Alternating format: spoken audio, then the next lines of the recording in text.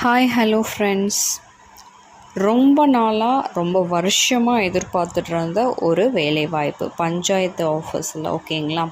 So இது கிராமங்கள் வாரியாக தாலுக் வாரியாக இப்போ தான் அனௌன்ஸ்மெண்ட் கொடுத்துருக்காங்க. ஸோ அமைச்சர் அவர்கள் அவர்களோட பேட்டி ஒன்றில் இந்த அனௌன்ஸ்மெண்ட்டை கொடுத்துருக்காரு ப்ரெஸ் மீட்டில். ஸோ எந்த மாதிரியான போஸ்டிங், யாரெல்லாம் அப்ளை பண்ணலாம், என்ன ஏஜ் லிமிட் அப்படிங்கிறது எல்லாமே நம்ம இந்த வீடியோவில் முழுமையாக தெரிஞ்சுக்கலாம். ஸோ வேக்கன்சியை பொறுத்தவரையிலும் எவ்வளவு இருக்குது அப்படிங்கிற டீட்டெயில்ஸும் நம்ம தெரிஞ்சுக்கலாம்.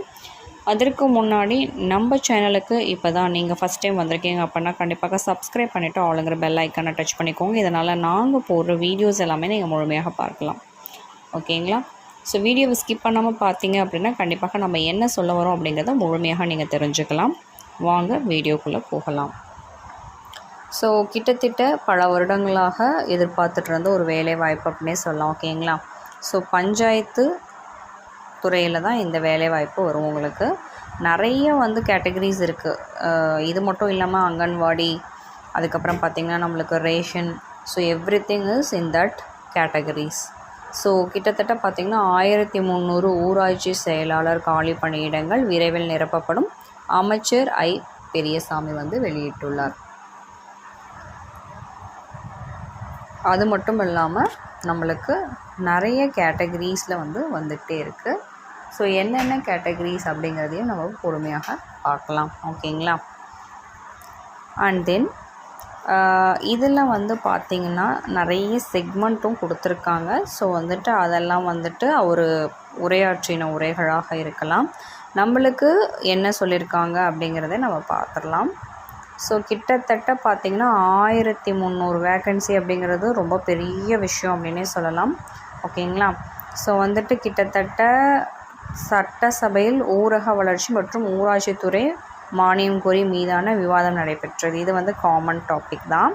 ஸோ இதை பற்றி பேசும்போது தான் இந்த வேக்கன்சி பற்றியும் அவர் தெரிவிச்சிருக்காரு. தமிழகத்தில் மொத்தம் 12484 கிராம ஊராட்சிகளில் 1300 ஊராட்சி செயலாளர்கள் பணியிடங்கள் காலியாக இருக்கிறது.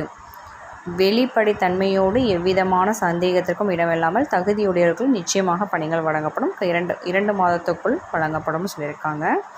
ஸோ 2 மாதம் அப்படிங்கும்போது ஷார்ட் பீரியட் தான் நம்மளுக்கு இருக்குது. ஸோ கண்டிப்பாக இதற்கான அப்ளிகேஷன் அஃபீஷியலாக டிக்ளேர் பண்ணுவாங்க. அது மட்டும் இல்லாமல் இவங்க எந்தவித நம்பிக்கை வெளிப்பாடும் இல்லாமல் கண்டிப்பாக இதற்கான தகுதியாக உள்ளவர்களை எடுப்போம் அப்படிங்கிற மாதிரியான விஷயங்களையும் அவங்க டிக்ளேர் பண்ணியிருக்காங்க. ஸோ இதற்கு பார்த்திங்கன்னா மேக்ஸிமம் 10th படிச்சிருந்தா போதும். ஏஜ் லிமிட் 18லேருந்து 35க்குள்ளே இருக்கணும். ஸோ கண்டிப்பாக உங்கள்கிட்ட 10th and 12th mark statement இருந்ததுன்னா அது ரொம்ப ரொம்ப இம்பார்ட்டன்ட். அது மட்டும் இல்லாமல் ஏதாவது எக்ஸ்பீரியன்ஸ் சர்டிஃபிகேட் வச்சுருக்கீங்க அப்படின்னா அதுவும் ரொம்ப இம்பார்ட்டன்ட், ஓகேங்களா? ஸோ இது ரொம்ப பார்த்திங்கன்னா பெண்களுக்கு ரொம்ப ஒரு அரிய வாய்ப்பு அப்படின்னே சொல்லலாம். ஏன்னா அவங்க இதில் அப்ளை பண்ணும்போது அவங்களுக்கு ஃபஸ்ட் ப்ரியாரிட்டியும் இதில் கிடைக்கிறதுக்கு அதிகமான வாய்ப்புகள் இருக்குது.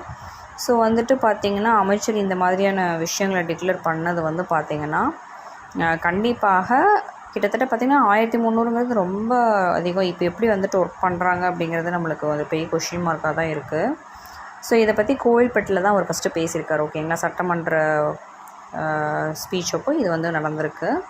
ஸோ அது மட்டும் இல்லாமல் பார்த்திங்கன்னா இந்த விவாதங்கள் தொடர்பான நிறைய பேச்சுவார்த்தைகளும் போயிட்டுருக்கு. அதிமுக உறுப்பினர், திமுக உறுப்பினர் எல்லாருமே இந்த பேச்சுவார்த்தைகளில் பேசிக்கிட்டே இருக்காங்க. ஏன்னா இதில் வேக்கன்சிஸ் அதிகமாக இருக்கிறனால கண்டிப்பாக நம்ம செயலாளர் பொறுப்பு கொடுத்து தான் ஆகணும். ஸோ அடுத்த அஃபிஷியல் நோட்டிஃபிகேஷன்ஸ் அதை பற்றி தான் உங்களுக்கு கண்டிப்பாக இருக்கும். எப்படி என்ன அப்படிங்கிற அந்த டீட்டெயில்ஸ் எல்லாமே கண்டிப்பாக அவங்க டிக்ளேர் பண்ணிடுவாங்க.